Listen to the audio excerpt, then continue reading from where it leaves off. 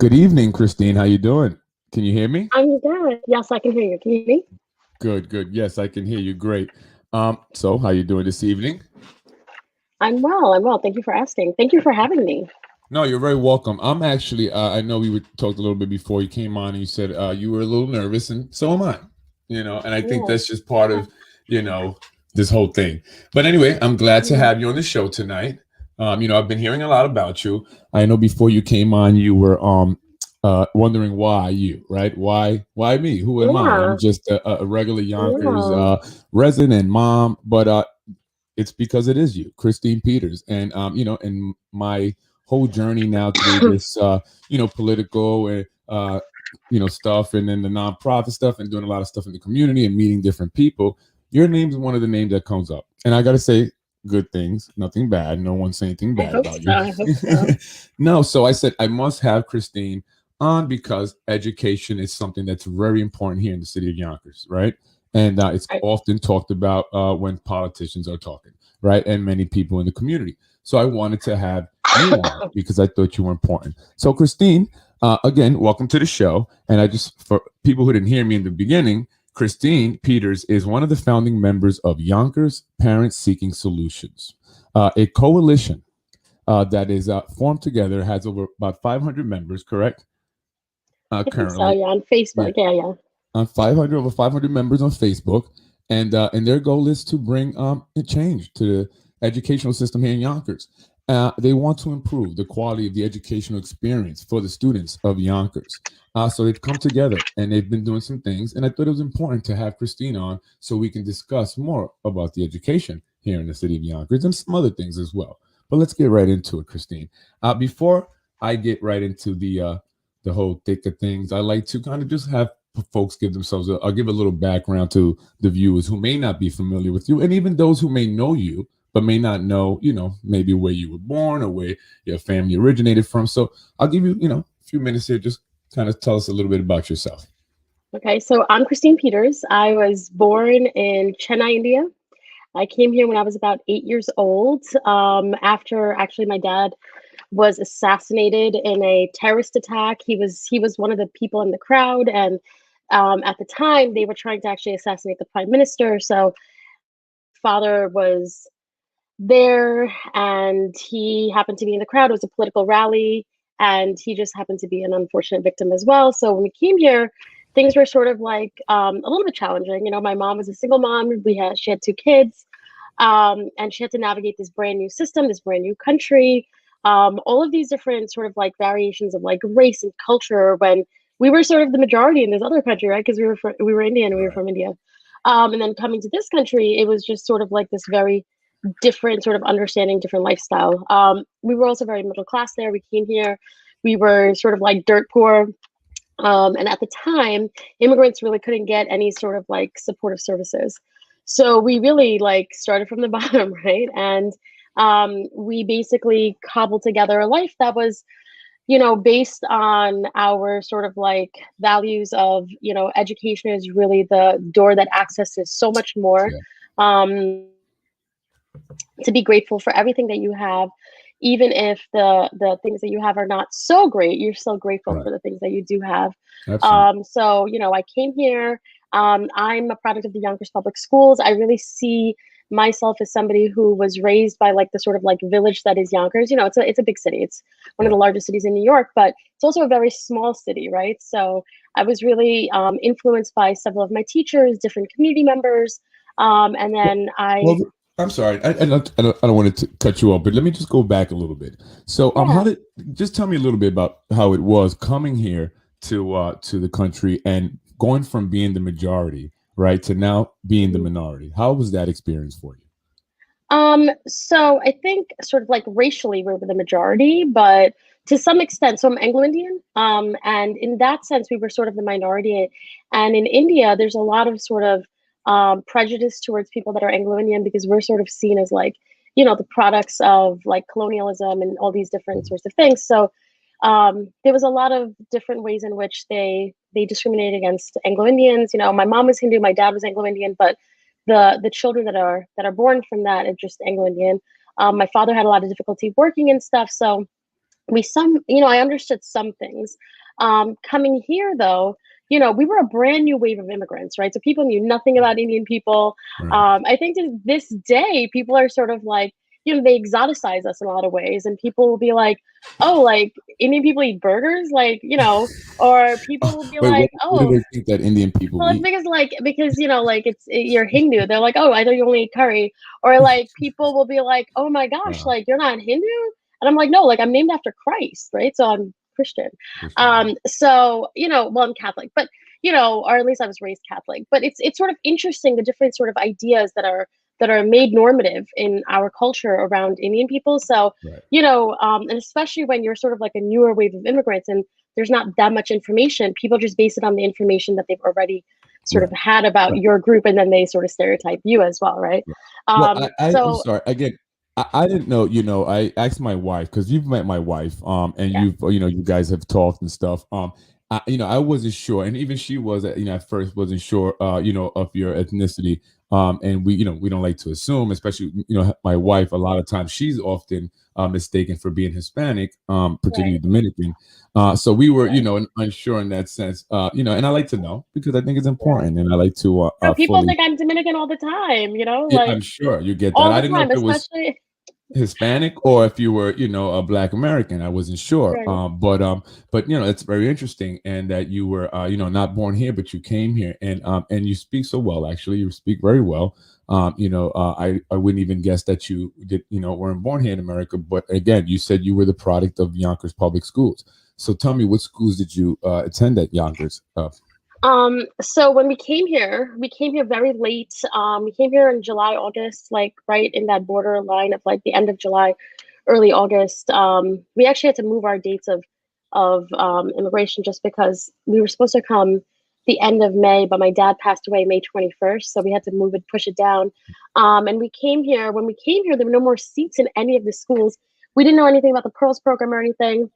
So when I first came here, I was put into Enrico Fermi, which, for an 8-year-old turning 9, it was the best school ever. I danced for the majority of my day. Um, I loved it. They didn't actually have any math books to teach me, so I was sort of like the teacher's assistant, and I was sort of helping the other kids because in India they taught us, leaps and bounds ahead. So Right. when it came to certain things, I already knew so much of it, and I already learned it by the time I was in 4th grade. So Well, they couldn't really teach me new things back then. yeah, I'm sorry. That's interesting. You say that the educational system back in India was better than what you were experiencing, and not to, we're not trying to be negative, but you said you were ahead, a little bit when Right. you got here to America. What was some of the differences, and why do you think that is? In terms of the equality there. So when I was in school there, I went to a Catholic school, right? So I told you we were middle class. So I went to one of the best Catholic schools in my city because my parents are like they were both pretty neurotic about education and their children getting the best education. So our school was a little bit different in that we also had Saturday school. So we learned a lot of things in our Saturday school that was sort of like home and career-ish kind of things. Like we learned to sew, we learned all these things. But during the week, it was very sort of regimented in that you did, your science every day, math every day, everything was every day, right? I was also elementary school. And you had to practice. So homework was a big thing. You had to go home, you had to do homework. And also parents were sort of expected to be involved in sort of like sending off your children's homework, sitting down, doing it with them.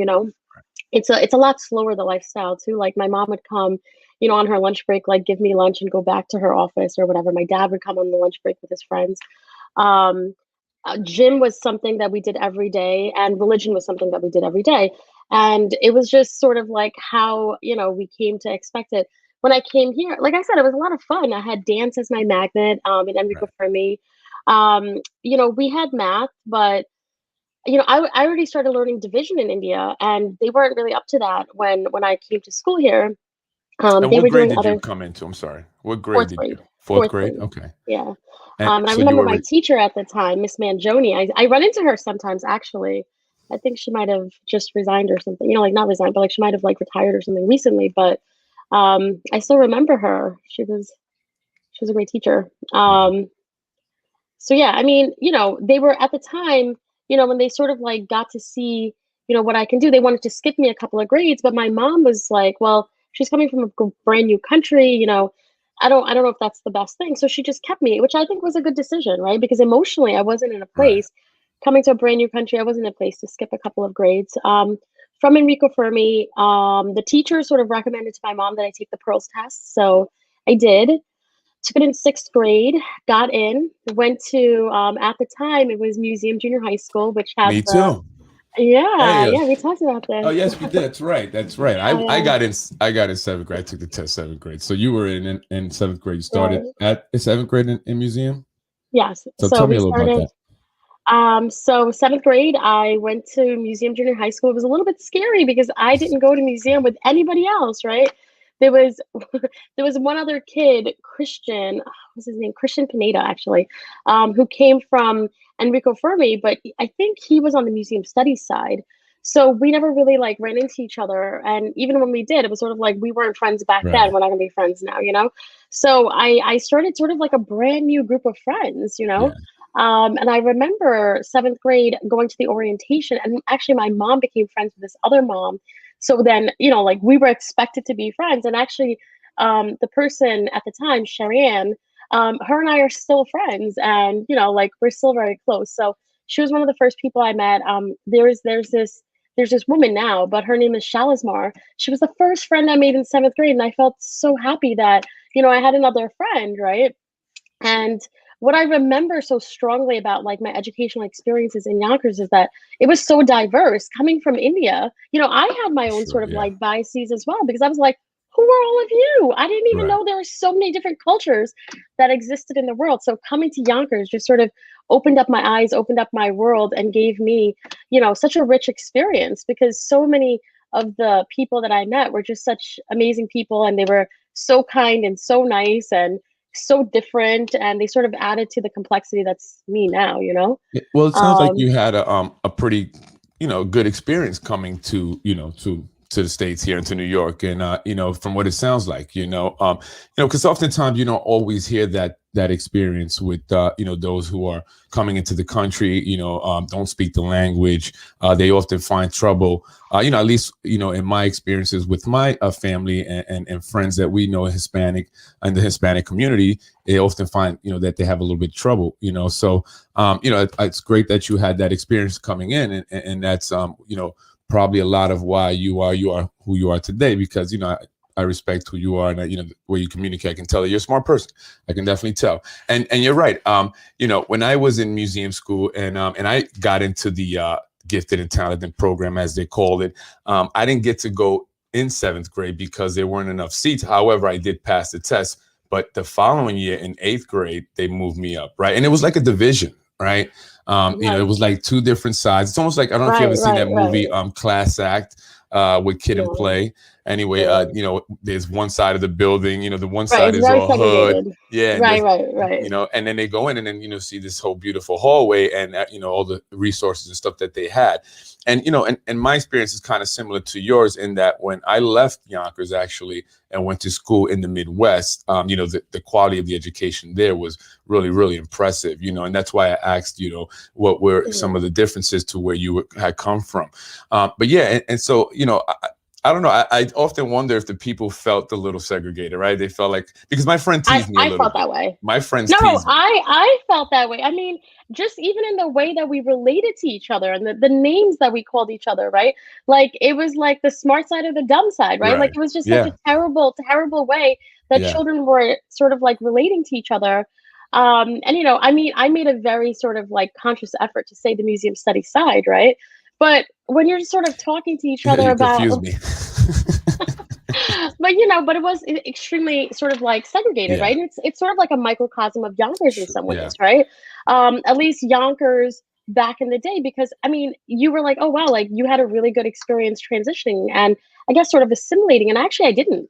I had a lot of difficulty. I spoke English, Oh, okay. but So you came. Okay. I came here speaking English at the time. I also spoke Tamil. I understood Hindi, but I actively chose to sort of push away from those parts because it felt so different and foreign here. And now I don't speak the language. I can understand it. I don't speak the language because I so desperately, as like a little kid, just wanted to sort of be accepted, because the place where I was coming from, I was accepted. I was just Right. like any other kid. And so I just wanted to experience that sense of normalcy again, Right. and so I did sort of push away a little bit from that Indian culture that I brought here. But no, I actually didn't think that the transition was very good at all. I Okay. was Tell me a little bullied, bit I was about that. teased. Yeah. I mean, it was I had an accent, right? I had like sort of like a British Indian accent. And so I was different. I also was different in that, I already knew all of this math. So I was sort of like the teacher's pet in some way. I was this brand new kid who came in like fourth grade. And, it was a completely different culture. So I had a lot of difficulty even just like eating food in the cafeteria because I grew up eating Indian food. And I was like, what Right. is this? You And didn't it eat the was like, bonk. They called it the bonk. I don't know if they you did. They did called it they. the bonk. Yeah. The yellow school bus was the cheese. No, I Right. remember all of that.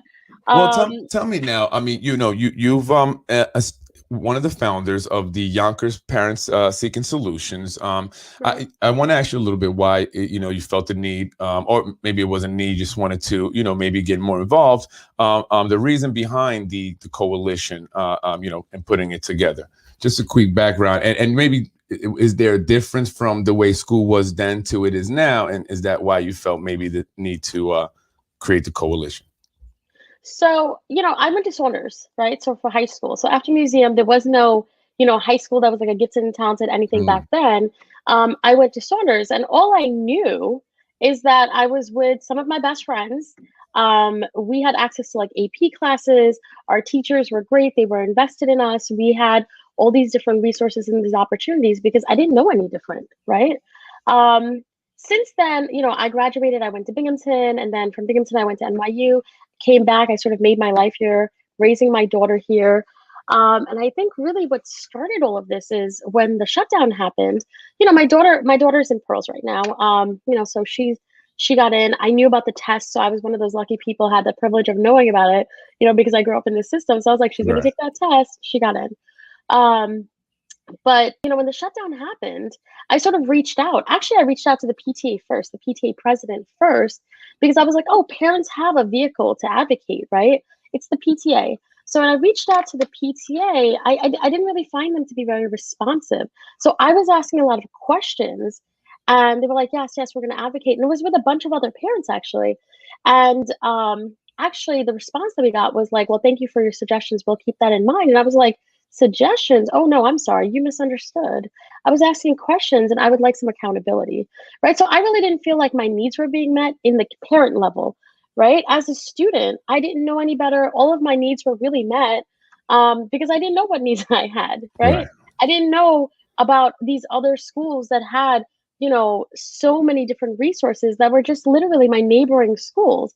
I didn't know that they took them on college trips. I didn't know about all of these different things where they were able to access like internships early on, based on their parents' networks and all of these different things, right? And you're So talking about the different schools within the school system. Is that what you're referring to? no, so I'm 'Cause- talking about our neighboring like cities, right? Oh, So like I I see. went to Neighboring cities, not neighboring school. schools. I got you. Okay. Right, right. So I went to school with a lot of the kids that were surrounding us from Long Island, whatever, because I went to Binghamton. So there was a lot of Right. like neighboring, I got you. and Yeah. coming back to Yonkers and like raising my daughter here, I think I really just sort of realized, wow, we have a lot of resources, but we don't have the same types of resources to support students in the way Right. that, and more importantly, supporting parents to better understand what the students' needs are, right? What their children are like, like whoever they're the guardian for, what Right. their needs are and how Well, to what support their needs. well, what was some And of the needs that you felt may not have been being addressed that you suggested, or what were some of your suggestions, I should say, that you made initially to the PTA, or correct? so let me go back to the shutdown, right? So what happened was my daughter had no interaction with her teacher at all. Okay. So then we were like, wait, what's going on here? There are some classes where the teachers are teaching them via like Zoom or something, even if it's like 20, 30 minutes, right? My personal experience was I reached out to the teacher and I was like, hey, can you give me a checklist? And she was like, no. Go back to the app that we gave you. And I was like, but this is not helping. It was super confusing. I was home. I was still working because I was an essential worker. Because at the time I worked for Senator Shelley Mayer. So, I was trying to do that because there were all these different people who had all these different needs that they had as well. I was trying to get my daughter some kind of education because I didn't want her to lose like a whole, Right. year or whatever, half a year. And I was sort of going a little bit crazy, and I just didn't feel supported in any way from the teacher side.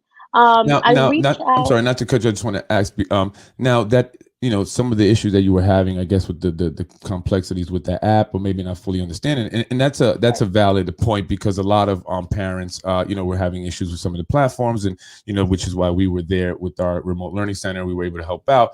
But did you find that, well, obviously we saw some parents having some difficulty, but did you also find that other parents, or did you communicate with other parents to see if they were also having similar, issues? So I did. So, I have friends who had children in other schools, and I also had other friends who were in that specific classroom and within the grade in Pearls, right?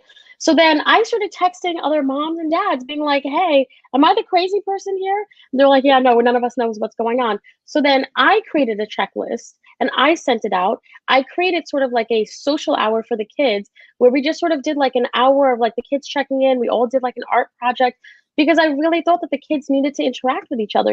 They were stuck with us. God help them. Their parents 24/7 too. Like, as much as we were stuck with them, they were God stuck help with us parents too.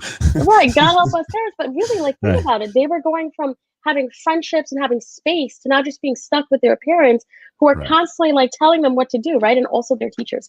So that whole and just the social, component, aspect of it, just in general, I think was for everybody. It was overwhelming. So what happened was I created these different sort of like substructures to help the kids within the grade. So I had a friend, Lucia, who was in a different school, and she was like, yeah, like, I don't know what's going on. Like, our kids have these assignments. We don't know how it's going to be graded. We don't really know what to expect.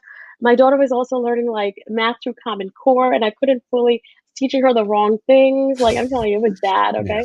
And I was sort of like, give me some direction on what I'm supposed to be doing. I wanted to teach my daughter some stuff. I didn't know like what the syllabus was. I was like, share some stuff with me. And then the teacher really, like, she had a lot going on too. I get it. When I called the assistant principal to be like, somebody needs to help me here, she was sort of like, well, look, you know what? I get it. You have a lot of needs. We're trying to make sure that there's like milk and food to some of these families that don't have anything. And I was like, what are you talking about? So, then I put together a list of like different pantries and stuff for these families, because I was like, okay, well, that's the priority clearly. So I put together a list and I gave that to the assistant principal. But who I am, I was like, oh no, we can't do this. So then I emailed sort of the PTA to say, hey, help me. We can't have this happen in September, and I don't see this going away anytime soon, right? I was like, and also for the rest of the school year, we need some help. So, let me just go back. So you suggested, you presented a list to the school of the assistant principal at first, or someone in school, for the pantry, a list of pantries to present to the families that didn't need. Okay, and they just they didn't want to distribute the list. Is that no? They did. They distributed the list. I worked with the social worker of the school. I'm sorry, I must be confusing. I'm all over the place, right? No, I worked with them to get their like the families who had needs that were that was more awesome, immediate. Like that was something that. Like that's not something that we need to go back and forth on. That just needed to get done. We got it done. I got you. But then there were like the rest of us that sort of were like, okay, but let's get back to the educational needs of our children. Okay, like we need to like figure out how we're going to address this, and we want to plan for September. But we also want answers to why this is this way, so that we can better plan. Because we knew it was not going away, right? So we were just like, look, this is not going away. There's no vaccine. There's nothing. This is going to sort of continue. Because this is and it's going to be problematic. So at the time, Lucia and I, a couple other parents, we reached out to Rob Rios because he was the president at the time. They couldn't have the elections or anything because because of the shutdown. And just the responses. I mean, I can share the emails with you if you want. Like, it was just sort of like, what are you talking about? This is not how you handle this situation, right? And it was sort of like, okay, well, there's already all of these other sort of like subcommittees in place to address this. We'll take your suggestions there. And we're like, oh no, I'm sorry, we weren't giving you suggestions. We had actual real concerns and questions that we want answered. Can you advocate for us to get answers? And we were shut down again. So then tell me some of the questions you specifically, what were some of the questions you were looking to get answered? I don't actually remember because it was like over a year ago, I'm thinking I could just like look it up on my phone and tell you because, Yeah, I mean, and I'm just because I want to know, I get it. I think that during the pandemic it was rough, and I think that it was something new. And not saying you don't have any valid points because that's something also that I've heard from other people, and not necessarily the PTA, but just in general with the school, I guess, in giving suggestions and the suggestions not being received well by school administrators or whoever, teachers. Why do you think that is? I mean, I from what I get from some people who are in the district and who work for the school system, they're always open to suggestions, but why do you think maybe that suggestions are not always welcomed, I guess, for lack of a better word? You mean from the school district or the PTA? No, well, from parents, because I've heard this before, right? I've heard, other people say that they've made suggestions or they wanted to make suggestions, to the school district, either to a teacher or to the administrators, but it wasn't often received well or received at all, really. And it was just didn't go anywhere. Why do you think that is? If that is an issue, why do you think that is? Well, I mean, I can tell you, the school district told us literally in an email, the only vehicle that we will work with when it comes to parents is the PTA because they're elected.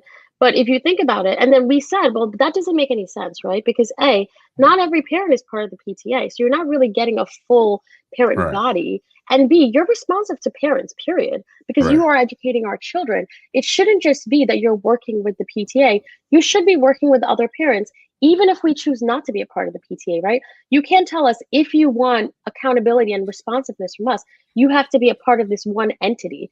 And yes, so we've brought up how like you have to pay dues to that entity. They've said, listen, if you can't afford it, you don't have to necessarily pay it. But what if I don't want to, right? Like, what if I just don't want to pay those dues or just don't want to be a part of that body? I still have a child that you're educating. You should still partner with me as a parent. So that's just one piece, right? Yeah, I get that. That makes sense. I happen to be a part of the PTA. Like I've always sort of like been a part of the PTA, and I've always sort of like worked with the PTA in whatever capacity. But honestly, and how has that been? I mean, working in the past, working with the PTA, how's it been? Has it been a good experience? I didn't really have a lot of like needs, right? But with the PTA, like I went to one of the meetings, I'll tell you, honestly, I don't know if it's a good experience or not, but just sort of who I am, I sort of look at society, I think, a little bit differently than most, right? So one of my first PTA meetings, was with the principal of Pearls, where he's like, look, we have this great opportunity here, like Pearls, the poverty rate in our school is 40%. We really benefit from the rest of Yonkers because the rest of Yonkers, it's like 70 to 80%. And I was sort of like, wait, are we having this conversation where we're saying that the parents that have more resources are the ones that get their children into this school that then also has into the Pearls program? Right. Well, is it? I mean, I don't want to assume that it's based on income. Is it because I imagine they take tests to get in, right? So I got you. So maybe something. What I'm saying is right.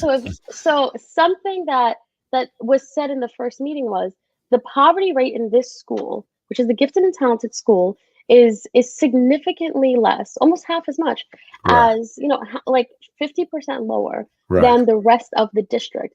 And that's what I said, right? I'm a very different person. So then I'm like, wait, what does that mean? Are you saying that parents who have more financial sort of like resources are the ones that are getting their kids into these schools? And how, right? Is that something that affects us? And honestly, it does affect it, right? Like, I mean, just realistically, it does affect it because you can then spend more time with your children, teaching them, sitting down, going over like their letters, their numbers, whatever. Because time is a resource that you then get from having more financial stability. And that's definitely something that I would agree with. I mean, not in even a sense that it's anything that's being done wrong, but just because of the the financial status of the parents, as they would say in Wall Street. people are, more sophisticated investors, as what they would say to, investors who had more money, who had a lot of money, Right. because meaning that they have a more understanding of certain things, like, the way that the PEARLS program works and how when the test days come up and stuff like that, versus maybe some of the parents who, so I just wanted to clear that. I wasn't sure if you were, I didn't want to imply to anyone that we're suggesting that it's something being done negative there, because I don't want to make any accusations, anyway, from here. No. I mean, but that's a good point, though, and in the social aspect of it, that's a great point. I mean, to make. Right. And so it was just one of the first things that I sort of heard, and I was like, oh, like, what are we doing to sort of equalize this then, so that all children have the access to this Gifted and Talented program, right? All children have access to, resources, and opportunities that can help them improve on their educational, level. Right. And so they can maybe get into a Gifted and Talented program at some point, right? So, be kind of a proactive, no, against, I'm just, kind of adding. No, you know what it is? Yeah, no, absolutely. I'll tell you. So I'm one of those people that I'm like, every child is gifted and talented. You have to find and support and nurture what they're gifted and talented in, right? Sure. My personal belief, right? But I work with children on the spectrum, and I've worked with children like almost my whole entire life. So for me to sort of craft this view is based on my interactions with children, right? And I genuinely think that, if you nurture every child based on the ways in which they need nurturing, you're going to see them turn into superstars, right? Sure. And so I guess that's sort of what my concern was. Like, look, I don't know if we're necessarily nurturing the children in the way that they need to be nurtured, and their needs and their education is being nurtured in that way. So then, because we sort of had this I sort of had this difficult time, so did a couple of my friends. We're like, you know what? I wonder if other parents had a difficult time. Let's all organize together and figure out how we can, fix this. So we put out this.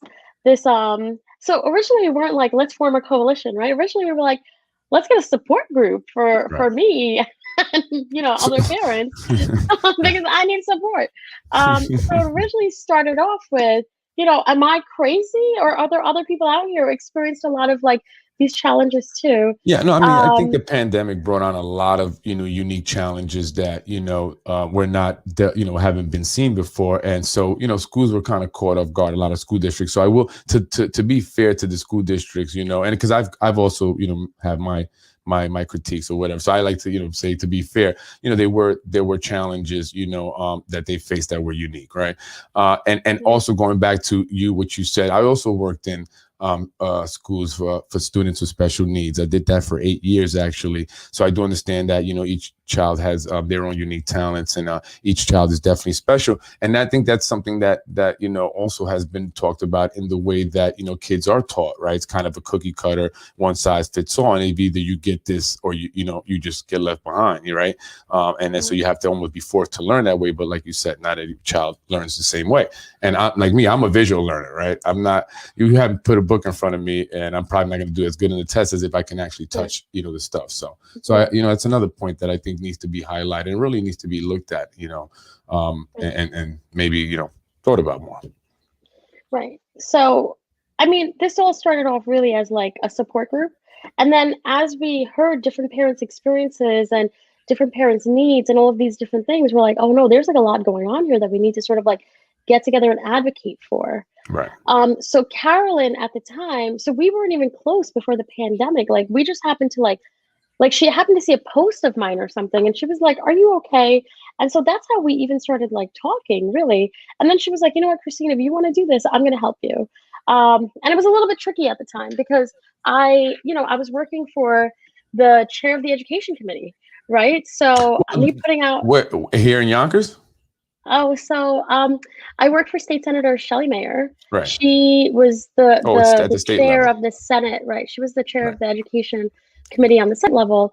And so it was. Did you try to reach out to one of them? I mean, I just at the state level, I think that, yeah. Okay. How did that go? So I reached out to Senator May. I mean, it wasn't about reaching out to her, right? I was crying in meetings that were, So then you have a really close relationship with her. Meetings. So, yeah. I've known Shelley for a long time, and I first met her because of her kids. Actually, I met her children first, so I've known her for a very long time, for over a decade. So it's something where I was sort of like, I'm so frustrated, I don't know what to do. And she was sort of like, everybody's in the same boat. It's difficult for the schools too, because she understood all the different sides. Right. Here's the thing though, right? I'm experiencing it from like having my kid here. And education is so important in my family, right? So I was kind of like, wait a second, like what's going on? And then there were other parents as well who were sort of like, what is going on? This is just, there's no communication, we're not understanding. There was just there was no communication really. Like that was the biggest part of the issue. Right. And then when we tried to communicate, it was kind of like, oh, thanks, but like sort of like know your place. And it was kind of like, wait a second, but our place is as your partner. What's going on? Well, and so who I said, think, I'm just want to ask, who, what do you mean? Who said know your place? well, so what happened was originally I had sent an email to the superintendent to sort of be like, hey, listen. And then the head of the school, oh my God, the principal called me. Okay. And he was sort of like, oh, like, why didn't you reach out to me? And I was like, I did. I spoke to the assistant principal. My needs weren't being met. And how this works is you keep bumping it up each level. So I kept bumping it up, and then I got pushed back down. So the superintendent reached out to the principal, and then the principal called me, and it was like, well, how can we address this? I was like, I already told everybody how you can help me address this. Right. You didn't help me address it. I then created the solution. So I'm trying to make sure that this doesn't happen again, right? Like I said, I needed a list. I waited a few weeks. That didn't happen. I said I needed help figuring out this Common Core. I was told to go to YouTube. And then I went to YouTube, like really and truly. You were told to go to YouTube? Right. And so I was kind of like, well, I don't know which video on YouTube. It was like a whole thing. Like it was I did learn how to cook on YouTube. I will say that. No, but like, look, I already know how to cook, right? So I didn't need that at the time. And at the time, I was quite confused. I was quite frustrated. And I just wanted to teach my daughter the right way. You know what I taught her? Taught her how to carry over and borrow. That's what I taught my daughter, because I was like, you know what? It's not all working for me. And I said, why don't you tell me what video on YouTube to watch so I could learn? Like at least give me the right video. Otherwise I'm like, and I don't really watch YouTube, right? I'm just like gonna go down this like rabbit hole of craziness. So then anyway, then we got the parents together, and then we're like, wow, there are a lot of issues going on here. So then more and more parents started coming, because we were like, well, how do we get together, partner with the school to problem solve? And it was great. The meetings, like people were coming on. They were sort of like sharing their different experiences. And actually, Carmen, who's the president, came on to one of the meetings. She's like, we need a parent bill of rights. And I was like, Carmen, that is so smart. We do need that, right? And I was sort of like, look, yeah, like we did need that. Carmen Goodstein, the president of the PTA now. So I could fully shout her out, right? So she came to one of the meetings. She had brought that up. And since then, I know that Council President Mike Cater also brought that same exact idea up in his sort of like meeting where he created that special committee for special education. So then he also said something very similar, right? But that all being said, realistically, like it's the state level that governs the schools, right? And the trustees, right? So we were sort of like, look, we need a partnership with everybody so that we can make some stuff really happen. And Carolyn, at the time, I was still working, so I couldn't attend, because I always worked like 2 to 3 jobs. So I was working, I couldn't attend, but Carolyn was advocating for us to get technology, get the computers. This is not going away. The kids need access to computers because they can't access their education online. And we knew that from the shutdown in March, because there were all these children that they just couldn't even reach out to. So we're like, at least if you get computers, the kids can access their education. We'll try and figure some stuff out and work with you as well. Then, as we kept on saying, put in the computers, come September, the computers weren't here, right? Because there was a nationwide shortage everywhere. Yeah. What happened was, Carolyn tends to get different people reaching out to her. She's sort of like this channel for contacts or something. Yeah. And then yeah, and like, so people were like, yeah, no, Yonkers Public Schools hasn't even begun to like order anything. And we were like, what? So then I think it was an issue of a budget issue, I think, on that, or they were talking about it for a while, and they didn't have the money, and I think they ultimately bonded for for some more laptops, right? Is that correct? Is that what Right, happened. right, Yeah. right. So like it was a budget issue because they didn't prioritize that during the budget. And at the time, I think actually Councilmember Breen was like, I think we should look into these computers because the Right. shutdown happened. You know, my memory is not like so great, but you know, during the budget season, it was during COVID. Right. So I think for the most part, the council members knew that this is going to be an ongoing problem. So Carolyn did say multiple times, listen, this is going to be an ongoing problem. The kids couldn't access their education because that had already started where like random people were trying to get computers so kids can access their education So, I from mean, March through I just want to go June. back. So, is it at that time did you guys actually form the coalition? Like, when did you become, like Yonkers Parents Seeking Solutions? Because I heard you say you came up with the solutions, right? So I heard that word. So, when Right. did you actually, kind of officially have the coalition together? Probably in July. July. Because we met like towards the end of June the first time and we're like, you know what, we're gonna have to do a little bit more. So we're like, let's get all the parents together, figure out what all the different issues are, create categories, and then have the school district like meet us and sort of like address it. At the time, the school district, I think, was a little bit confused why somebody who was working for Senator Shelley Mayer was having a meeting. And I had to clarify that, like, first, I'm a parent, right? I'm an employee second. Right. I'm a parent first. But you said, you were saying something about the, the education, the legislation up at the state level and having the close relationship with Shelley Mayer. Did you reach out to her maybe for some help and support? I know that's what I would, but hey, whoever it is, listen, can you help me with this problem? Because you seem to have a really close relationship. Did you try those channels? I mean, did you go? I'm just curious because that's what I would. No, of course, absolutely. So check this out. So she is literally the state, like she's in charge of all of the schools, right? Like literally every single school she's responsive to and responsible for, sort of. Right? She does more of the budget stuff and gets them what they need. But multiple schools were reaching out to her. She was aware of what was going on here, so I did reach out to her, and I was like, "How? What's going on?" And she was like, "Look, Christine, there's a shortage everywhere. This is not just a Yonkers issue. The big five schools, and one of the best things that could have happened for me working there is, I have a more solid understanding of like our school system, right? I'm not saying I have a full, thorough understanding, but I have a more solid understanding, if that makes any sense." Sure. So did I reach out to her? Yes. So Georgia, Georgia Ashuta, who's the chair of that committee, she was somebody who sort of like helped me better understand a lot of things. And she's like, look, Dr. Quesada is doing the best that he can, but I was kind of like, right, but like they're not responding to me, right? Like that's nice that you guys all know that from your end. And part of this hierarchy is that you're the ones that fund the schools. So I'm glad that the top of the hierarchy knows what's going on. But me, the parent, who seemed like I was somehow at the bottom of the hierarchy, didn't know what was going on. And quite frankly, I shouldn't just get information based on my job role, right? So it was sort of like, okay, look, there's this whole group of parents. Can you answer our questions? That's what it really came down to. So, but I mean, going back to, with this, when you had state level with Shelley Mayer, so they said that Dr. Quesada was, he was handling it already. That's what that was pretty much what was said. And so was he? I mean, I'm just asking, I don't know if he was or not. Was he? How was he? Oh, so I did or not. The school in general, school district in general. I'm sorry. Right. So I thought it was a conflict of interest to go to my employer and ask my employer specific questions having to do with my school district when she was the Senate chair. Right. So that was a personal thing on me where I was like, there's a little bit of a conflict of interest because I'm her employee and I'm going to have insider information that other people wouldn't necessarily get unless they were her employee. Right. So I went to the source, who was the superintendent of schools and the president of the board, invited everybody to come to a meeting with all the parents. Right.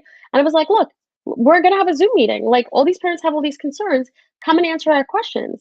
At the time, though, I guess even though it was an open sort of a thing, the school district, like the trustees and the superintendent, called Shelley, my boss, and was like, "Are you having this meeting?" And she's like, "No, Christine is." And they were like, "Oh, well, what's going on?" And every time I had a meeting, they called Shelley. So I was sort of like, why? My phone number is on there. My email is on there. There's multiple ways to contact me. Every time you had a meeting with your group, with the coalition? Right. I got you. Okay. My like it was sort of like for clarification, but I was like, just call me for clarification. I'm pretty nice, right? Like you see me here, I'm pretty open. I'll you ask me a question, I'll answer your questions, right? So I was like, look, people can just call me. All I'm saying is let's get some answers to these questions that multiple parents have. And it gives us an opportunity to really have like a robust discussion. And if there are so many obstacles and challenges, let's work together to really remove these obstacles and challenges, right? So that's really what our objective was, to let's come together, the parents, the teachers, the principals, the whomever, the administration, the trustees, the politicians as well, because you know you all have to fund this, right? Yeah. So let's all come together, part of the coalition, so that we can address some of these issues that we have going on. And some of these issues predated COVID, right? There were IEP issues that we just found out about. There were issues with, you know, Such like as, there were multiple children whose IEPs were not being met. There were, especially during COVID, right? right. Well, yeah, Um, COVID, that was an issue, I but think, even prior across to the country. COVID, Right. right? But even prior to COVID, right? There were multiple children whose IEPs were just not really being met. There were multiple children who were awaiting like their IEP meetings, you know? There were multiple children who were awaiting. I mean, this is what parents were telling us, right? And why Multiple did they children. say, why was there a reason that this was happening? I mean prior to the pandemic, because the pandemic, obviously, right? I mean, not, you know, obviously, but we Right, know right. why. But prior to pandemic, pre-pandemic, what was the reason behind that? You know, Well, for that? so like, look, prior to the pandemic, right? My daughter didn't need that. So I don't necessarily know what the answer is prior to the pandemic, why something happened. The pandemic is really what sort of like sparked my sort of like actionable efforts to make a difference, right? Right. Because prior to that, I was just a single mom working 2 jobs, trying to make sure my daughter got to school on time, and I got her picked up on Well, time, you know? how was it your daughter's experience? From a personal perspective, how was your daughter's experience pre-pandemic in the Yonkers Public School System? Um, I mean, I don't really know. Like my daughter sort of is like she didn't really like going to school. I know that her kindergarten teacher sort of questioned why she was there. Like I remember like we met for the first time to have her parent teacher conference and she's like, "Oh, you work for somebody, right?" I was like, "I'm sorry, what are you saying?" She's like, "You work for like a senator or something?" And I was like, "Yeah, I work for Senator Mayer." And she's like, "I was trying to figure out how your daughter got in here." I was like, "Oh, she took the Pearls test and you can go and request that." But you know, like there was always sort She of was these making like that implication. She tried to make that right. point. She no, she did. It wasn't about Mhm. trying. Like you did make the Right. implication. And I was like, you should go request her scores. In fact, I will sign whatever consent you want. And really, like, it didn't make sense because I'm the one that was like, are we going to meet so we could talk about my daughter? You know, and then we had multiple sort of meetings around, you know, like what her needs may be. So I don't know exactly what Eden's experience was because she was very young. She was in kindergarten. Like right now, my daughter just passed second grade. She's going into third grade. So we're talking about like kindergarten and half Right. of first grade, right? Right. That's a So you really don't have difficult much to time to gauge, is really what you're fully saying. Right. assess. Well, Right, right, how was that experience? I right, mean, right. for the most I part. mean, so her first grade experience, you know, like I was sort of like, oh, well, I thought she had a 504 plan because my daughter went in with an IEP. And then they were like, oh, she doesn't really need an IEP, but we could put in a 504 plan for her because her kindergarten teacher thought that like she might have ADHD or something. And I was like, all right, let's go get her tested. Let's see what, you know, she does. We'll get her whatever she needs. They were like, I thought they said we could put in a 504 plan for right now. And I was like, And okay, let's do explain to me, that. I'm sorry, explain to Yeah. me what a 504 plan is. Just, you know, there's probably folks that are going to be watching that may not understand, and I think it's important for Right. everyone to know what, Right. you know. So a 504 plan is based on federal law, which is the IDEA, and it's Section 504 of the IDEA, which is the Individuals with Disabilities Education Act. And that 504 section says that if you have a medical disability, you can have like environmental modifications and other sorts of modifications to support your education in that way. So with the possibility that Eden could have, you know, ADHD or something, they were like, we could put in like modifications right now, possibly for that. Let's go see if she has, you know, ADHD. But she, you know, they were like, we can make some modifications in the environment. So she can sit on the outside, she can stand up, she can have like time and a half, like different things that could support her in her needs. I thought I was saying yes, she could have that. They were saying no, we never had a formal 504 plan, right? But what happened was in first grade, when I spoke to the teacher, I was like, hey, because the teacher said, you know, she sort of gets distracted and she needs to go to a separate area in order to take her test. I was like, oh, I think she has a 504 plan. Are you guys following it? The teacher then said to me, yes. So I just assumed yes, okay. And she was like, you know, you might want to get her like a band that she could put on her chair so she could bounce it. I was like, should we request that from the school? She's like, it'll just be quicker if you can afford to get it. Just get it. I was like, all right, fine. Ordered on Amazon. It came in, Amazon Prime, whatever. Put it on her, and then the shutdown happened, right? She was like, oh, get this little seat that she could sit down and wiggle on, whatever. Fine. So this whole time I'm thinking she has a 504 plan. It's being followed because the teacher said, sure, we're following it. Right. And then the shutdown happened. And then I was like, wait, what's going on here? Then I found out actually she doesn't have that in second grade. Because then when I followed up with her teacher now, I was like, look, I don't know how this is going to work out with distance learning, but she supposedly has this 504 plan.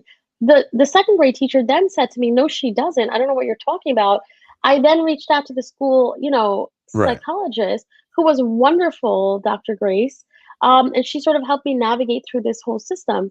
So I could see how people get sort of lost in the sauce if you don't understand these systems. Is there some documentation or something that they should have given you, or you should have had to, that states that she's in this program and for sure? I mean, I don't understand how there could be confusion, and if there was confusion, then maybe you can explain that where the confusion lies, so maybe that can be addressed and it doesn't happen, because I think it's important, right, to know whether or not you actually have the services that are being recommended to you. Right. So in the meeting, when we left the meeting, we had not formalized any document because realistically, I didn't know if a 504 plan gets that document or not.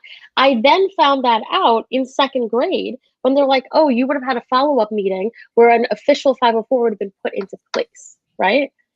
The only thing that I knew about was the IEP process because I got an IEP before she went to school.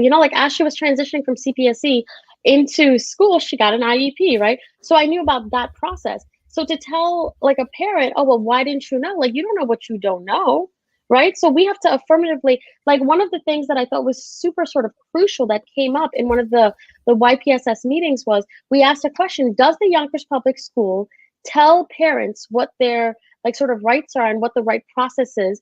And, Dr. Rodriguez was like, we do not have an affirmative obligation to do that from New York State. And we were sort of like, what? So there's nowhere you can go to look this information up anywhere online. Right. And it's not, I think maybe, if, this, it should happen, right? Maybe I think it would help. So what he was saying is we don't have an affirmative obligation, but we do our best to sort of help guide parents, like to tell them what they have to do or something. But I think what happens is oftentimes because we're such a large district, a lot of things get lost in the sauce, kind of, things just get lost in the sauce, I think. And parents don't know what they don't know. Like I found out literally 2 years later and I was like, what? This is crazy. I started the process. I then followed up. I did a lot of my own research, asked around, and I'm pretty resourceful, right? I'm also somebody that's going to harass you, especially when it comes to my child. When it comes to me, I won't. But when it comes to my child and her education, I'm going to keep on harassing you. Like, did you get this done? When can I see it? What, Yeah. And I think that every parent has that. No, every parent doesn't have that. And I think that's one of the things my wife will say and agree with is that, and she says all the time, the parents that make the most noise, their kids get, the most attention, right? The squeaky wheel gets the oil.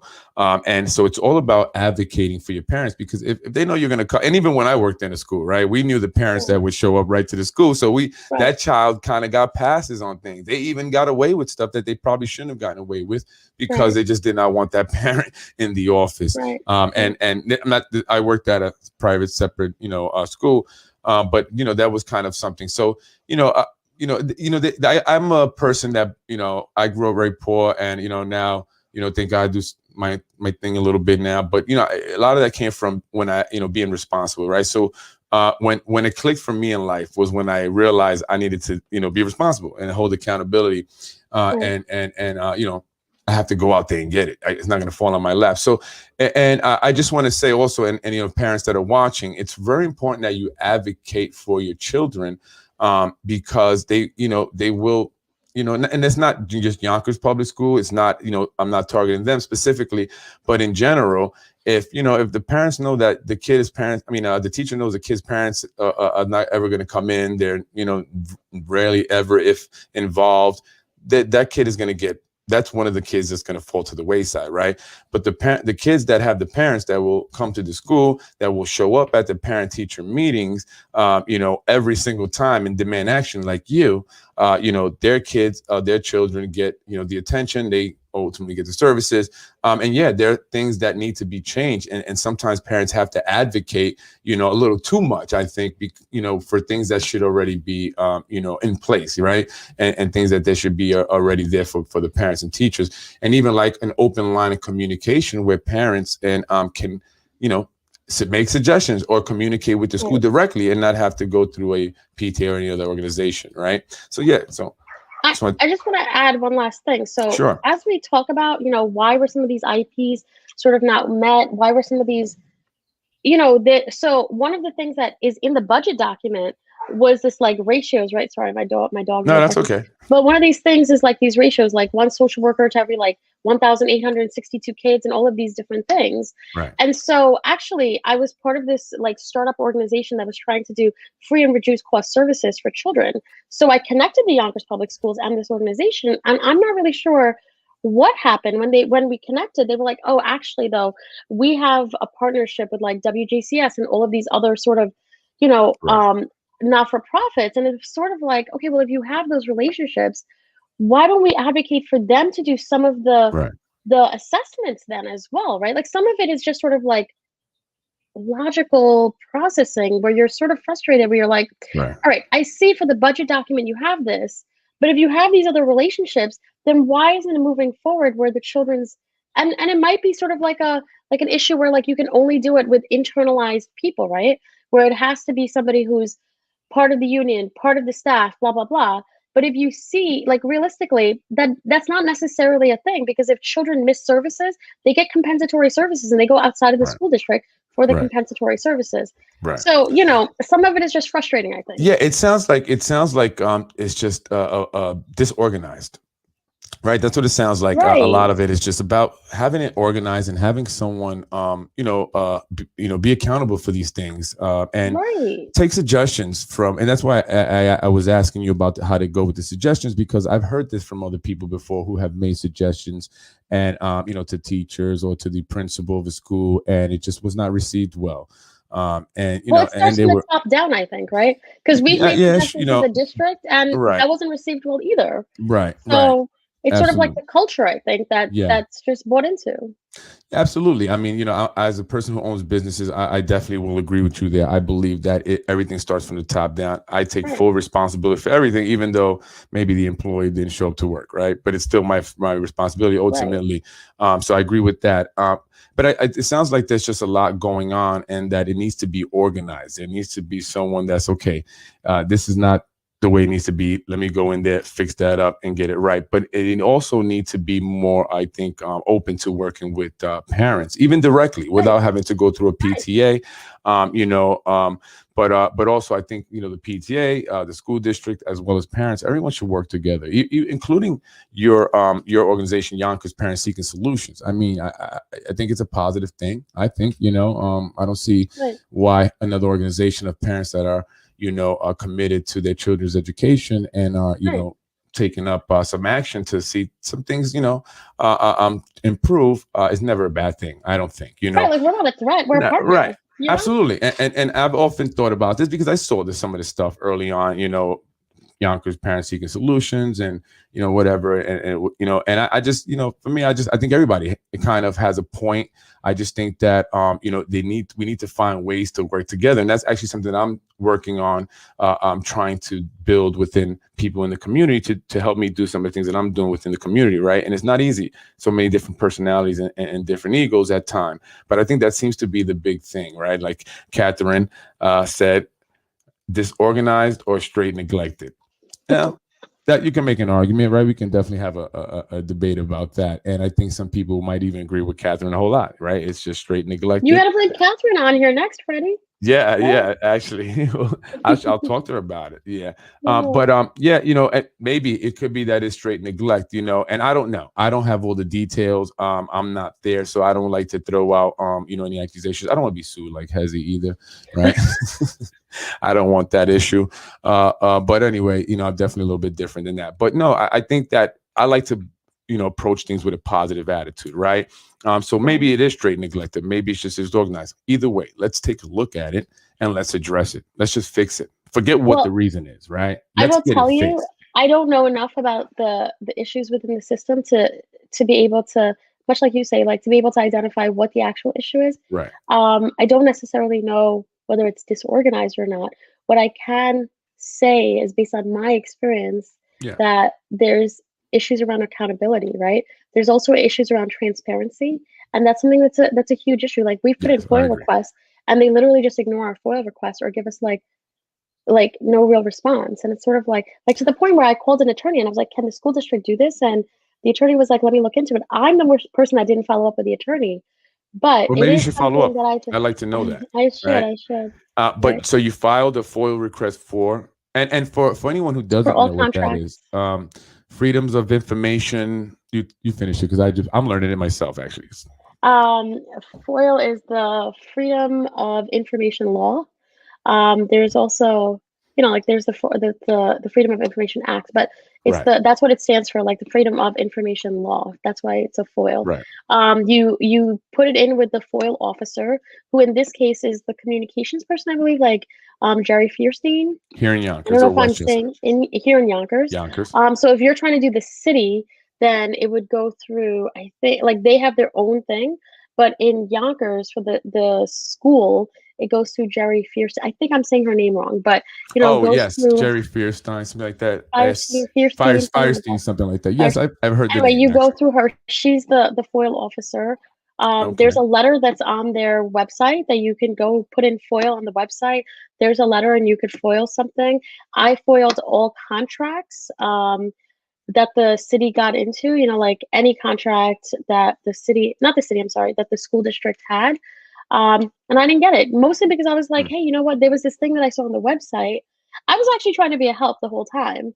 And then, when you keep sort of getting pushed away and not answered, you get sort of tired and you get frustrated. Well, it wasn't even about looking for answers. I just got frustrated in trying to work with the school because I was sort of like, well, if you don't see me as a partner, I don't really want to work with you, right? And I didn't go looking for any other answers. And, I'm not one of those people that's like, oh, listen, I know something is here, right? Like I'm one of those people that's like, I'm going to invest my time in something that that you're going to that's go worth if investing you're my not time getting, in. if you're not receiving the help that you're seeking, that you go out and find a way to get that. That's what I mean. I try. Well, I mean, look, the school system here in Yonkers is often criticized, right? Maybe rightfully so. I'm not going to, not validate someone's feelings because I don't know 100%. What I think, though, is that there is enough, people saying, that things need to improve for things to really get looked at. So have someone really look into what's going on why these issues continue to happen and resolve it. Finally get it, because 100%. Education is important. I mean, any which way you look at it, the education, our kids are very important. It should never be political. It should never be about money. Sometimes I think, why don't they just do it? What is about money? Just do it, right? I don't know. Maybe you can't do it without money. That's the problem, right? Well, like the Fed. You need to pay for things, Freddy. Come on. Why not? The government prints money all the time. What do you mean? They're causing inflation right now. Well, right, but the way in which our school is sort of structured and sort of funded is very different than right. No, I know other schools. Right? I was being funny. Definitely. I definitely understand that. But my thing is that we need to be, we need to be just, what am I looking for? Just creative. I'm sorry. I couldn't think of the word. We need to be creative and we need to think outside the box and figure it out. We can't, because it seems like that's always the same thing. Well, we don't have money or this or that, this or that. This or that, right? So, I mean, when is that not going to be what the response is, right? When things are not happening, right? Right now, there's a lot of money that came into the school system, right? Part of the reason why we're sort of so quiet is because I don't know the specific numbers, but the CARES Act, like there was a lot of money, I believe, that came into the school system federally.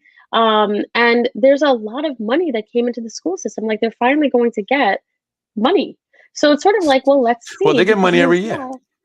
But it's different, right? So like we're one of the so we don't levy our own. 700 million. I'm sorry.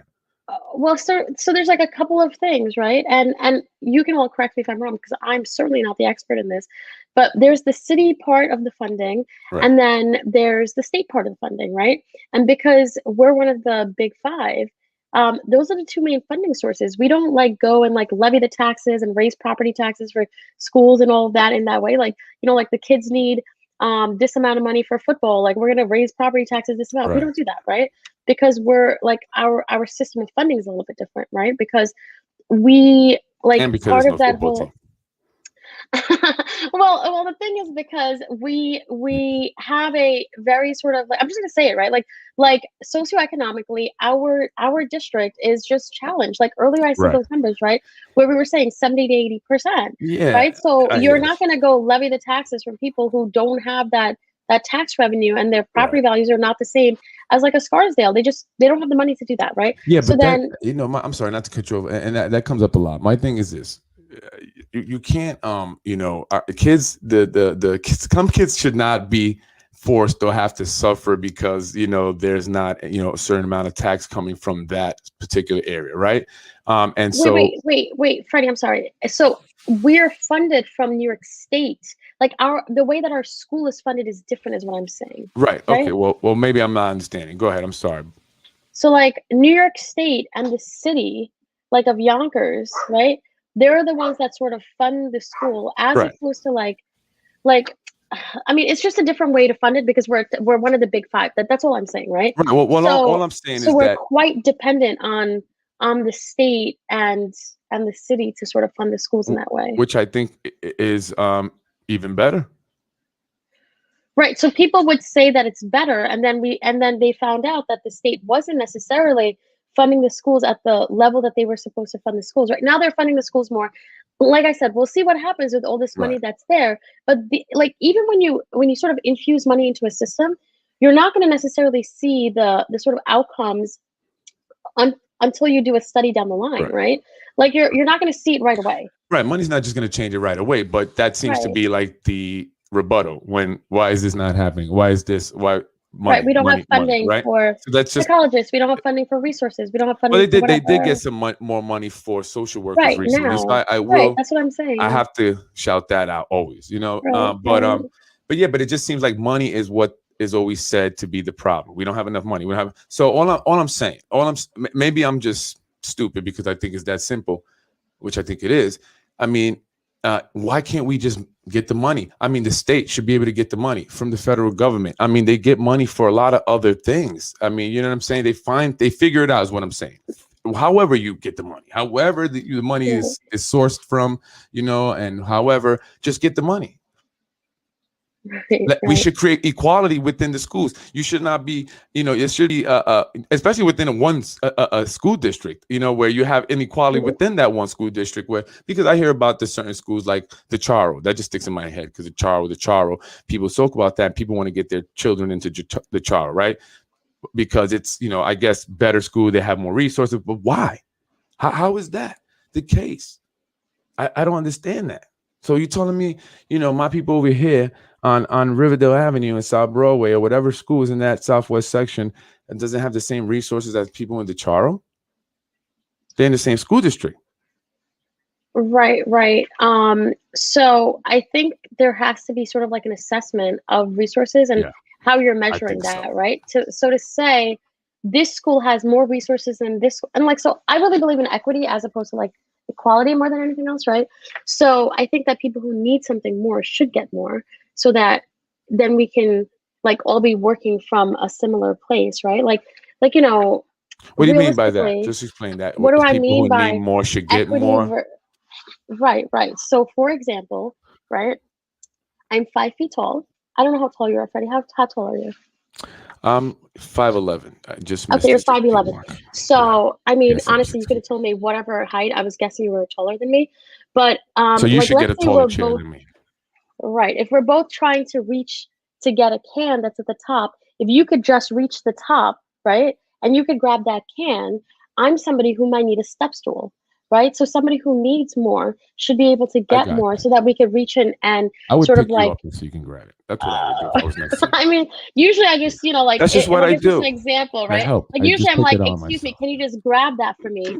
But what I do that a lot actually at the supermarket. Right. I do. And I was just giving an example of sort of like No, I get where it. somebody needs more, you might want to like assist them in being able to Right. reach for that same thing. They might need more assistance, Yeah, I right? think some people have an issue sometimes with that, and I just wanted you to make that a little clear, because some Right. people say, why do just because you got people that say, I'm gonna just be straight up, oh, they don't work, they're lazy, so why do they get, you know what I mean, why are they getting stuff? Well, you Right. have people that are ignorant like that, right? You've heard that before. People say Right. things like that, right? Right. But Then their let parents me need be to do very this. clear, and let me spell out something else as well. So if you have a child that has autism, they absolutely need more resources than a child who is not Oh, on the sure, spectrum, right? absolutely. So there's another situation of sort of like equity in the sense that But I'm if you thinking, want I'm this sorry, not to cut you. child I to was be talking able to, about class. I think maybe what I was more well, referring you're to talking there. about financial sort of like Yeah, like issues, right? class, in But when class, it comes to financial issues, look, even with myself, right? So I'm a single parent household versus like a dual parent household, right? So financially, I probably have less money than a dual parent household just because there's one income right. versus two, right? That being said, it does place a weight on my shoulders. A, I have to pay for more childcare. B, I have to spend less. I have to spend less time with my child, and like my daughter gets less interactive time with the Yeah. parent than I think I agree another. with you, though. I think maybe You I'm not understand what really I'm clear. We saying? agree with you, because when I was talking about class, I mean, why can't we get more for those who don't have more, right? So that's what I Right. mean, That's right? So exactly what I'm that's what I'm saying. saying. So, I just don't understand why it can't happen. I don't know. I wish I was in charge. I would just make it happen somehow. And I'm not even saying that because I want to be in charge. I really don't want the pressure. But I'm just saying it. I would figure it out. Like, I would be creative. I would, it'd be a mission of mine.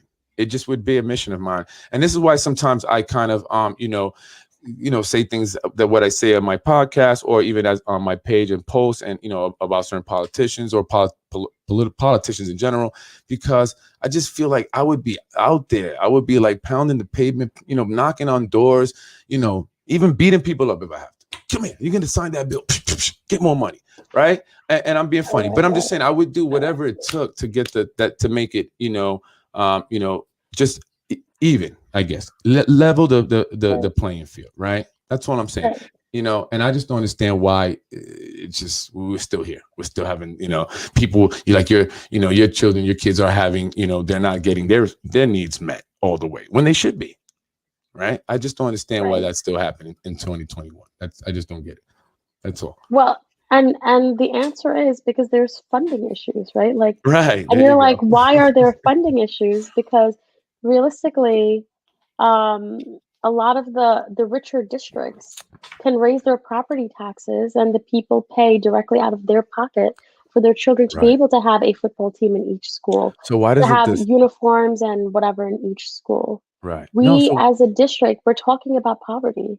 We yeah. as a district have a higher level of poverty, so we can't go into our wallets and pay more money for every single school to have that school pride Right. like they did when I was younger, right? Like, so I still like I still sort of challenge people. I'm like, Saunders had the best football team. I remember going, they're like, Saunders was trash. And as much as you sort of like have that little bit of banter and you're like, oh, Gordon, whatever, I'm Right. from Saunders, that school pride and a little bit of that camaraderie that you had from being from Yeah. Saunders. We still see people from Saunders and we're like, hey, how you doing? How are you? Like, I remember you. You were the same year, whatever. I mean, But sports that is sort of important. I school think. spirit is important. I Yeah, wasn't and I even wasn't in just any sports. sports. I No, wasn't well, in I any mean, sports or any I went sports. to a school. I went to a school that had an amazing sports program. I mean, it was amazing. It was, just whatever. It was amazing, and it did so much. I mean, it gave a lot of opportunities for kids to get college educations for free. Even though they didn't go to Right. football, NFL, but they got it free. So and I just think that we're missing out on so much. And I get it. There's a need for money. You can't raise someone else's taxes or whatever. All I'm saying is that we should be creative, right? All right, we don't raise I taxes, but we agree. find it some way, but we make I it agree. happen. Make it happen. Right. That's I all I'm told you. saying. I found that Yeah. sort of like that not-for-profit that was trying to start up to provide resources for children. I was like, hey, listen, they're trying to do this for free. They want to work with districts that are socioeconomically challenged. We are that district. Let's come back. Let's Right. come together. What happened with that? I don't know. Like, you can lead a horse, Too like many hands in I'm the trying pot. to be I'm trying to be creative as well. And listen, hey, if you're saying let's be creative, I don't you mean and I, you. I don't we mean can, you. what I'm saying Yeah. is, right, like you need a partnership with the people who are at Sure. the top of the hierarchy when it Absolutely. That's comes what to I'm the trying school to do. district. Yeah. So the top of that hierarchy is the board of trustees and the superintendent. There's nobody higher than that. Maybe the mayor, because he's the one that appoints all the board of trustees. Like that's the top of the hierarchy. Okay. So maybe we got So to talk to these realistically, guys we need and buy-in gals. from everybody, right? I And agree. quite frankly, if we're gonna be honest, right? You want to talk about politics? So here's something a little bit provocative that I'm going to say, right? Say it. So I think that probably that Lakeisha Collins Bellamy is going to win city council president, right? That's just my prediction. I'm sort of No, like predicting that it's a that good probably will prediction. I happen mean, after what based happened in the on the primaries, number of anything people could that happen. are registered Dems in Yonkers, right? So that means that there will be an opening in the Board of Trustees, the Yonkers Board of Trustees for the Board of Education, right? And I think that there needs to be somebody who's a parent in there who's actually going to advocate. And maybe Freddie, you should be that No, I person, can't be. You know why? or No. I'll you tell know you who why. else would be a really good person is and a friend of mine, Janai Wallace, actually said this. Mm. She was like, you know what, Carlos, Burgos? yes, Oh Burgos, yeah, I agree with that. he Yeah, would be a great option yeah. as well. There are so many great options in That's the a dope city idea. that should and could have this opportunity to have their voice heard, who Yeah. can really speak to like critical race theory, who could speak to like equity, who could speak to like so many different Can things you do me a that we favor? could bring up Can and you we can. can you can you can you just really quick tell me about the critical race theory thing really quick? I'm so busy Okay, at work that I right. don't even get time to do much. And I'm sorry for everyone that What do you has mean not. to tell you Just about it? kind What does of that break it, mean? and not just me, but those watching. What Well, explain critical race theory? so it's sort of like a compilation of ideas from various leaders in this movement towards like understanding race and sort of like dismantling, racism, right? In our current world. So it's not to take away from anybody else. It's not to sort of like take away from people who are not, I'm sorry, let me just like end this call. It's not to take away from anybody else. It's not to like create a hierarchy. It's to Right. dismantle hierarchy and to create equality, basically, right? So there's various contributing people who have spoken to it. I mean, so like when Do, I was in college, right, like I was reading Audre Lorde, and for me that was something. So for the first time ever, she was talking about how you cannot extract her being a woman and her race. It was the first time where I read something where I was like, that's so interesting that somebody's saying this, right? Because that's true. I feel this way. That there's no way to sort of say, like, what is society interacting with when it comes to me? Is society interacting with my race, or is society interacting with my gender? They're one and the same for me and who I am and how the world experiences me, right? The world immediately sees me, and you see my gender, may not know what my race is, as you said, or my ethnicity, right. but you're immediately interacting with me in that way, right? So when people talk about this, and they're talking about like really listening to the voices so that we can deconstruct racism, right? We're not trying, like, people are not saying, listen, take anything away. It's But do saying, you think that it let's might say, be uh provoking more racism? no, I don't. And I say that because I've seen the arguments, and look, some people are feeling neglected, right? And you can make the argument and say, well, they've been the majority, so they've, it is what it, but I think that what it does is well, some people, what they've said, it feels like it starts to really like show, hey, he's white, he's black, he's brown, like you're starting to like point out the difference. And so for some people, they're actually thinking about race more, right? And maybe for some Mhm. other groups, they're starting to have some resentment because of it. So rather than improving the race relations, you're actually increasing or perpetuating them, or creating future, racist, because these, some of the kids that were going to school felt, isolated now, or felt like they were, because I heard one student in particular, he was a white student, and he felt that, when they first came to school and they started to talk about this, he felt that, now I was, being made to be like a bad guy for being white. You know what I mean? And look, I'm not picking a side. I'm just playing, devil's advocate, because and that's even something I've thought myself, because if some people seem to be getting upset with it, so is it perpetuating more hate? You know what I mean? Like, is it Right. My personal improving? opinion. Because I look at you as just Christine Peters. When I engage you, Right. right? Right.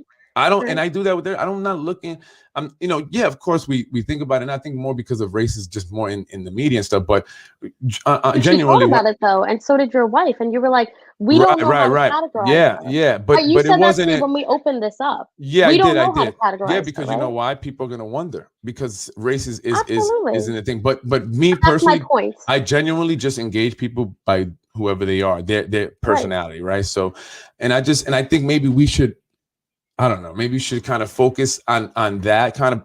Let's talk about the human being race, right? The Right. human No, race, but like, and so I don't listen, know. I just think that was just something I well, wanted to say. Anyway.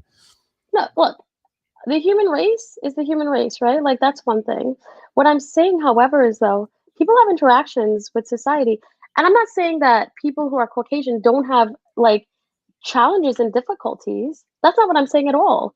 That child feeling like a bad guy is not something that that child should feel. He's a Right. child, first of all. That's what I Okay, mean, and so that's just how what it I'm was saying. So maybe we have to be sensitive to everybody, you know, right, everybody, right. So especially children. I just wanna like sort of finish, right? But it's not. So I'm like sorry. Go ahead. that no, so like how that child experienced that conversation might not have been validating of his feelings. So, we need to have a conversation where everybody sort of feels validated and understood. So maybe there needs to be so like when as a social worker, right, you do a lot of psychoeducation, right? So maybe there needed to be some like sort of foundational education and understanding of what the conversation was supposed to be about so that it wasn't like, hey, like the white kids in the room are not the issue. It's understanding systemic how Right. multiple There you go. systems based Yeah. on like legislation and politics and community and like like not-for-profits and like religion and all of these various systems, right? Education, politics, um the prison system, labor systems, all of these different, and those are just a couple of examples that I'm Right. giving you, right? Legislative systems, judicial systems. There are so many different systems have all been influenced with this foundation of like race and racism because that's what our country was founded on, right? So we're going to go forward and we're going to say, listen, we're going to be responsive not only to the needs of the hierarchy, we're going to be responsive to the needs of everybody. Well, that's exactly what critical race theory is, right? It's Right. saying, look, we need to look at the needs of everybody. We need to look at like how we as individuals, how our laws are responsive to everybody, and how can we be responsible in meeting everybody's needs. So that's the actual. I mean, maybe it's not understood in that way, and maybe my Yeah, I understanding mean, from is what not some the of the people have best. been saying, maybe, white students have been saying they feel like they're, being singled out now they think about race more. Now they, when they look at their black friend, they look at the color now. So I don't know if it's having a positive effect. I don't know. I don't have all the answers. I really, don't know. I just know that Are what you I do telling me know, that they did not see their color before? I like, you well, know what? that's I what have they a say. I personal don't know. thing. Look, I don't know. Right. I have a That's what they personal say. thing when somebody is like, "Oh my God, Christine, I didn't see your color," and I'm like, "I'm sorry. Are you blind? Because I don't understand how you could not. You certainly didn't see me Maybe as not somebody who visually, was not white." meaning like not yeah, obviously, they see your color, but meaning like it's not a thought in their mind when they engage you, right? They Right. don't Right. They're not engage, like I'm right? engaging with Christine, the Indian woman, right? But Right. what I'm I'm saying just is, engaging Christine. right, right. But what I'm saying is, you cannot separate the fact that the way in which I experience this world is as a woman of color, right? So, as a woman and as a woman of color, that's something that I've always sort of experienced, right? So, I can tell you example after example after example after example of where race has been something that has been a barrier to me when people Right. don't even know what my race is, Right. right? And their Well, because you're assumptions just of dark. what my race is, You're right? gonna I be have with us regardless. but what I'm saying is, that's what I'm saying though, right? It's because I am not white. Right. So at the end of the day, and I've literally had people say to me, "Well, you're not white." And I'm like, "No, I understand that." So what are you saying to me, What do you right? mean? Why did Outside they of say like that? clubs or whatever, like I'll tell you, like back in the day, I don't know if I should say this on the, but back in the day, Say One whatever. Yeah. Oak used to, I was going to club, but back in the day, One Oak used to be a very like hard door to get into. Yeah. A friend of mine, he was coming down, he had bottle service. I was outside waiting with another friend of mine because we were all meeting up. We hadn't seen each other in a while. And literally, the bouncers were letting in these underage girls. And I was like, listen, what is going on here? And he basically was like, oh, we have a certain clientele we have to let in. And I was like, what clientele do you have to let in underage girls? What are you doing to those girls that you're letting them in? Because, you know, at the time I Right. was like 24, 25 or something. And they were like, well, it's not about them being underage. We try not to let in underage girls, but you know, like there's a certain clientele. And I was like, what is the clientele exactly? Right. So then I asked the guy, I was like, are you saying it's because I'm not white? And he was like, come on, you know what it is. Hmm. And I was like, you're Asian. And you, the bouncer, you're black. Like, why would you all subscribe to this? You know why? And he was like, well, The it's my same job. the same reason why I see everyone subscribing to it in business. Because at the end of the day, what matters most and what's ultimately important is class. It's not about race, to me anyway. I've had people, be racist towards let me. me be very clear, right? Yeah. Because at the end of the day, Now I'm gonna probably get a lot of flack for that. But anyway, go ahead. but at the end of the day, though, the people that I was with, it wasn't necessarily a class matter because they were people that It were is buying though. bottle service and they were doing all of the things that people, like I'm telling you, they had the table so I was standing there with them. The guy finally came who reserved the bottle service. He's like, what's going on here? And they were like, oh, we sorry, you know. And he was like, oh, we're not doing this anymore. And we left. We went to the Gansevoort instead because we never had any issues with them before. But I'm telling you, it was literally me that stopped this. Right. And it had to do with race, even though there was a bottle service Right. reservation. So even with that class, we're at the same class as these other people that have the bottle service. Right. There was a stop because they were like, we can't let too many brown people in here. We have to let more white people in to balance it out. Yeah. That And was then just my one at experience. that point, you say, you know what? I'm not going to that business and keep it Right, you moving. can't have my business. I Should have said, called the cops and and I had them start my own raided. club, and I'm inviting everybody in, even the whites. Come on, you Right, come too. I don't right, care. I say that because I've experienced racism. I have. I've experienced racism. My wife has, since she was young. Since I was young, they would, I've experienced white men talking down to my grandparents and stuff. However, there's ignorant people in every race, and I'm going to tell you why. Absolutely. And my wife was in the store the other day, right? We have the bodega. We call it our bodega. It's not a bodega, whatever. But it's not a bodega technically, but we call it our bodega. And the owners are Indian. Okay. And excuse me if I don't know this, but the gentleman, and I believe it's the father, he has the traditional what do you call it? I don't want to say it wrong. On the forehead, he has the red, marking on the religious red mark on the forehead, right? So there's a black man behind my wife, and he's attending to someone else in front of my wife. And so I guess he wasn't moving fast enough. And the black gentleman says, and please forgive me if I say it, and I'm not trying to offend anyone. I just want to tell you what to say. He said, "Hey, red dot, what's taking you so long?" And my wife was appalled. My wife was I'm glad I wasn't there because I would have said something. I have, and it just further proves my point that ignorant people come in all shades and colors. And I think that we do so much focusing on that we actually cause more division, between us, rather than bring us more together. We have to accept that there's ignorant people, right? And then we change the system. I mean, isn't that in a Jay-Z song? Like, oh, dot or feather in the what song is that? There you go. Red dot of, she said she was from something. Yeah, exactly. There you go. Right. And if you look at black comedians, right, they'll make jokes in front of white people all day long, and everybody just laughs at it, right?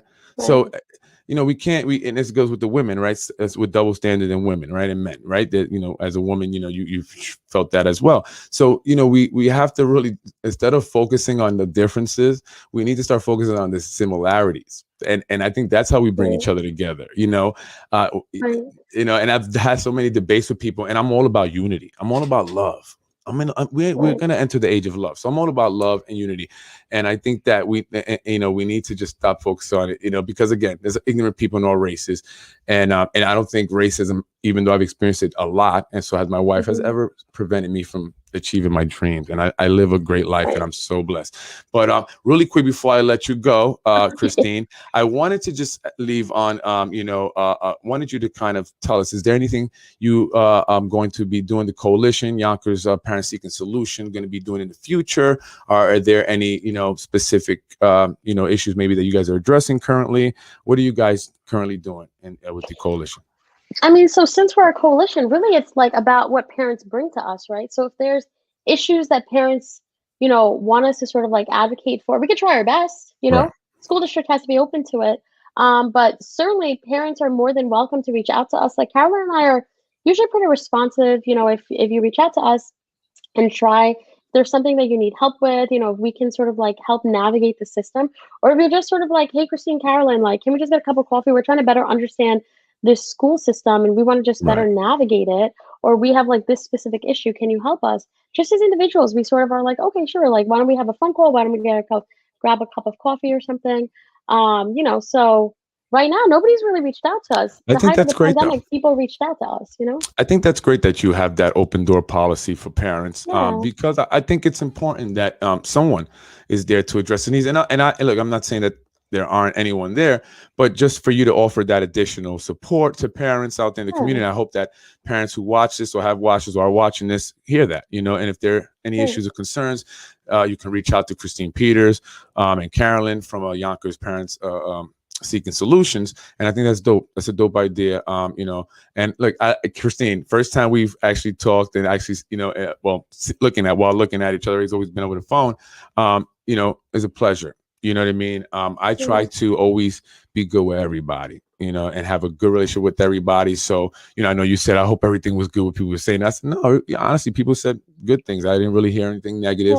And I try not to get into the negative, but I do speak my mind, and I think you can appreciate that, No, yeah. So I think you can't move forward unless there's a collaboration of different ideas. And, absolutely. like, you're like, hey, this is how I think we can move forward. And I'm like, oh, I think we have to move forward in this way, right? And absolutely, it can only work if we all come together and collaborate, right? That's what a democracy is. I definitely agree. I highly buy into that idea.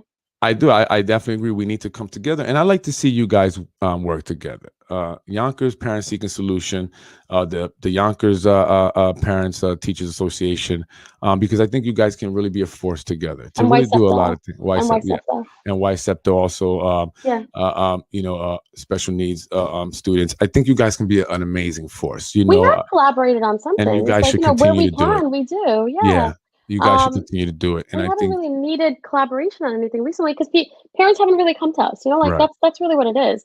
Like we're not in any way against collaborating. No, I'm not saying that. I just think that what I've learned, and especially in the recent years, is that bringing people together to help. You just do so much more. I always want to do everything myself, but I've learned that it definitely is great, and people bring amazing ideas. Burnout. Yeah, exactly. Absolutely. Which I'm heading towards. So excuse me, everyone who have not responded to. I apologize. It's really not intentional. I'm not trying to be an asshole. So I'm sorry. But I think you that yeah, of course. This is my show. I say whatever I want. But I like to see more unity, and I like to work with you even in the future, and anyone, anyone that's looking to better the community in some way. I'm actually doing the lunch program in the square. I don't know if you've seen that, but I put together lunches and lunch bags. I live like down the street. Yeah, I was out there. I was up there know yesterday, and I was I went out there. I had my office manager put together some sandwiches, from cold cuts and stuff that I bought that early that morning, and I went out to hand them out, with a box and waters and stuff, and and people appreciate it, and I felt good doing it, and they appreciated. I saw the smiles in their face, so I want to continue doing that, and it all stemmed from early this week or last week, maybe I saw a gentleman digging in the garbage for food, right, and it just broke my heart. You should talk to my daughter, Freddie. She's trying to get these blessing boxes down here. Do you know what that is? It's a mini pantry that she wants to put here, where the community would sort of like restock it. What's her name? Who is my daughter? Your daughter, yeah. Eden Peters. She has the same last name as me. No, I mean, like, her name is Eden. How old is she? I'm sorry. She's 8. She's 8. Oh, 8. Wait, that's what I'm confused because I'm like, I thought you had younger daughters. I didn't know your daughter was, she's 8 years old, but that's amazing for 8 years old. I was thinking someone that was like 20 something. Philanthropic. That's what I was like, she's very philanthropic. No, that's dope. She's more than welcome. I do the stuff out of the center there, and I put everything together. So, I think unity is definitely what we need to focus on. So let's build together and say hi to Eden for me. You can say hi to her. I'm going to tell her to come here. Come here, Eden. She can't hear anything. Here, I'm going to give her this. We have to go. I'm going to end it up here. I'm going to end it here. I didn't realize either. Say hello. Come here. Say hello. Look. Here's my daughter. Hi, Eden. Hello. Are you going to come help me? Are you going to come help me? Yeah. Feed some people that are in need. I would love for you to come. I would definitely welcome you and appreciate it. I'm sorry. No, I said who are food insecure. That's all. Yeah, I would definitely. So, yeah, I'll definitely love it. If you want to reach out to me, we can definitely do that. Actually, people have been reaching out to me. A lot of people are looking to help and donate and be a part of it. So it's going to grow. I even had people as far as Rockland County reaching out that are actually doing programs there in Rockland County, and they want to help bring similar programs here. So definitely. So I definitely look for all the help I can get. So it was great seeing you, Eden. Christine, it was a pleasure. Thank you for the opportunity. Thank you for No, having thank me. you for coming on. I appreciate it. It was a pleasure, and I look forward to speaking with you some more in the future. And you know how to reach me. So if there's anything, please feel free to reach me. But I will be doing that. I'm going to try to do it every week. But we definitely going to be doing it on Wednesdays. But I want to do it every day. So if you know people that are interested, your daughter, I know she's interested. If you know more people, that'd be great. You know, because I only have so much dollars in my pocket. So Christine, it was a pleasure. You have a great weekend. All right. Have a good night. Take care. Bye-bye. Folks, thank you for joining us. That one actually went long. We got kind of to talking there, and I'm a talker, and it happens. But I do want to leave you with this. I want to let everyone know that I will be collecting from the community any donations. Anything is appreciated in terms of food, cold cuts, cheese, you know, ham, turkey, bread, hygiene products, very important, hygiene products, water, fruits. I like to, you know, give out some apples, bananas as well. And I'm not being picky when I say this, but I you know, if possible, if it can be as fresh as possible, in the event that we get, you know, a lot of food and, you know, and we have to store some of it, I don't want it to go bad. Right. So I want to be able to give it out the following day and do this as many days as possible throughout the week. So I wanted to put that out there. So it's called Feed the Need. Right. We feed the need. And it's not just hunger. There are a lot of needs out there in our community and in this world, you know, but we're here in Yonkers. So feed the need. And I'm starting with the lunch program that I'm doing. And I started in Getty Square, but I like to expand throughout the city.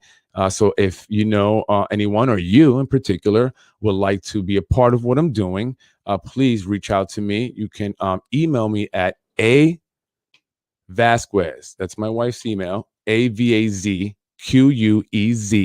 at pushworldwide.org. Pushworldwide.org. That's Vazquez at pushworldwide.org. Let us know how you would like to help. Everything's appreciated. And we would accept money donations. We're actually looking to set a system in place where you can donate online and you can receive some, you know, documentation, some transparency. We want people to know where their money is going, showing where, you know, how we spend the money. And it's all going to go to feeding and other things for the community, for those that need. So I would appreciate anyone, you know, and everyone that can contribute something. Please reach out to us. Vazquez at pushworldwide.org. That's our nonprofit. Pushworldwide.org is our nonprofit website also. And you can call my office at 914-467-0597. That's 914-467-0597. Please call the office, leave a message, let me know how you'd like to help. I promise I will get back to you. If I don't get back to you that day, I will get back to you the following day. You know, I just have a bunch of things going on, but I'm really trying to make this happen. So anyone and everyone, I should say, that can come out and be a part of it. Look, you can drop it off. I can come pick it up. I'll distribute it. I'll put it together. I just need the stuff. So I would be great. Please, anyone and everyone. And I know that there have been some people reaching out. I appreciate all those who have reached out. Thank you so much. I'm actually excited because thank you. Anyway, have a good night, everyone. We'll be back next week. Take care.